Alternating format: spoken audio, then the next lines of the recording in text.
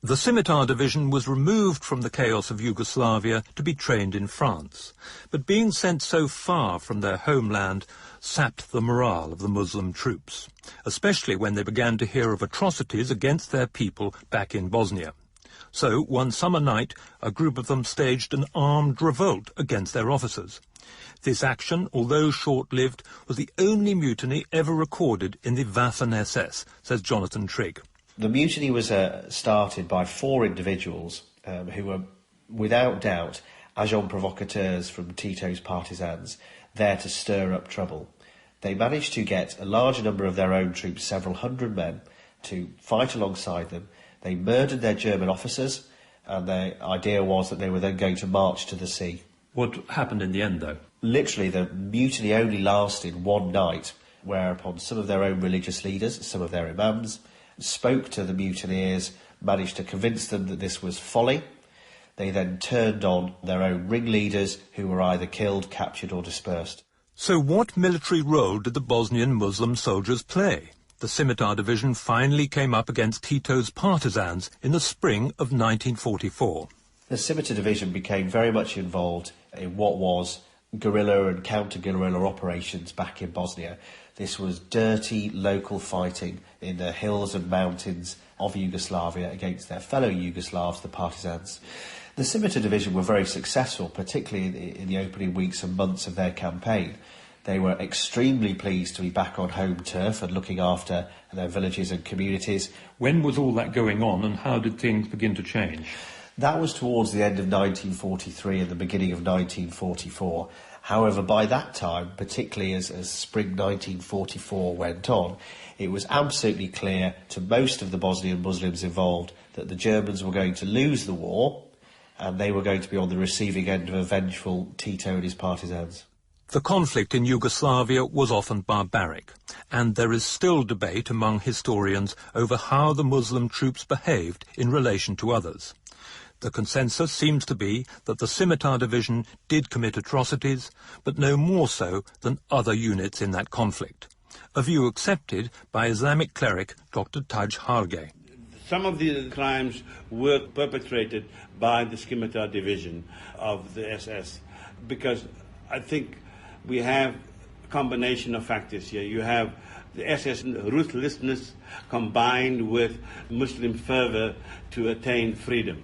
And to them, the idea of freedom is to have a scorched earth policy, because their opponents, the Croats, the Serbs, and the partisans, were their enemies for so many generations. And what about war crimes in the East? When the Polish Home Army staged an uprising in Warsaw against the Nazis late in the war, German forces hit back with severe repression against fighters, civilians, women and children alike. Jonathan Trigg says both regular army and Waffen-SS soldiers took part, including Muslim units. The suppression of the Warsaw Uprising was particularly bloody. The evidence of atrocities is well documented and is horrendous. Several Muslim units, along with non-Muslim units, very much ran amok. It is a truly horrific story. The Muslims were not the major instigators of massacres in the uprising. However, they were there, and they were without doubt involved in atrocities against the local civilian population. By late 1944 and early 45, Nazi forces in the East were retreating from a Russian military onslaught. And the Soviet Muslims who defected to the Nazi side years earlier faced being dealt with as traitors if and when they fell into Soviet hands, says Norman Stone. Well, the people who had been captured in German uniform or working for the Germans simply wouldn't have survived. If they survived, it would have been by a fluke. I should think they were served long, long years in camps at the absolute best. And at the worst? Oh, they'd just have been killed. Shot on the spot? Yes, more or less on the spot. Back in Yugoslavia, Tito's communist partisans, getting air supplies from the Allies, were also now reversing the Nazi tide. And the Muslims of the Waffen-SS Scimitar Division were on the back foot. However, when their commanders ordered a retreat and tried to march them north towards Germany, says Marco Attila Hoare, Muslim soldiers once again defied orders and began to desert. The desertions from the Bosnian SS division begin as a trickle during 1944, and as the year comes to a close and as 1945 begins, it becomes like a flood, should we say. You're talking in the hundreds and then the thousands. Bosnian SS troops deserting and joining the partisans, and then becoming incorporated into partisan units and proving actually very effective fighters for the partisans against the Germans, turning the Germans' own training against them. So they're changing to the Allied side of the war, basically, a lot of them. That's right, yes. A couple of thousand of them, at least, become highly effective partisan soldiers against the Germans. Oh, what about the other 18,000? It's a variety of different fates. Some of them are then disarmed by the British and handed back to the partisans and are massacred. I mean, the partisans carry out serious war crimes against these defeated prisoners and prisoners of war. I mean, a lot of them simply deserted. I mean, the division collapsed, essentially. It crumbled, so thousands of them then simply went home. While many Muslim soldiers paid with their lives for joining the Nazi cause, the man who urged them on with his propaganda broadcasts, the Mufti of Jerusalem, was able to slip away from the devastation. He went first to France and later the Middle East. He died in 1974.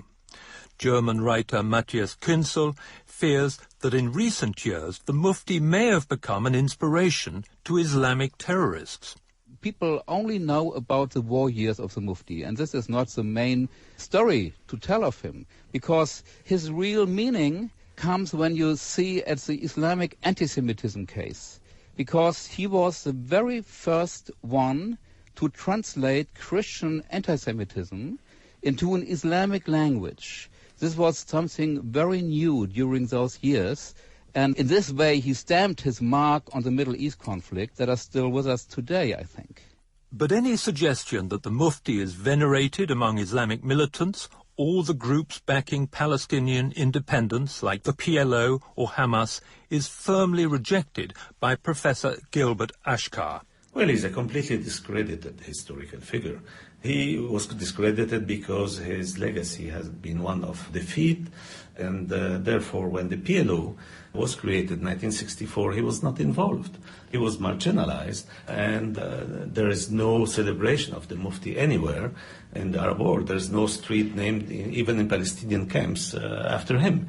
The PLO, the Palestinian Liberation Organization, you're saying they didn't make him into a hero in any way? Of course not. All statements by leaders of the Palestinian Liberation Organization about the Mufti were actually distancing themselves from him and considering that his collaboration with the Nazis was a major mistake. As for the tens of thousands of Muslim troops who joined the German army and the Waffen-SS, how should they be judged? According to Dr. Taj Hage, they were struggling for their own survival, and their actions should be seen in that light. The Muslims who fought for the Nazis, whether in the Balkans or in Central Asia or in the Caucasus, sadly are now a historical relic. Most of them are forgotten. What should be remembered that they, rightly or wrongly, engaged in a catastrophic miscalculation, but for no laudable reasons of securing independence and freedom. It was largely circumstances rather than ideology which brought Muslims and Nazis together. What the story of that short-lived episode in World War II casts most light upon is the extent of the contradictions and absurdities with which Nazism was riddled.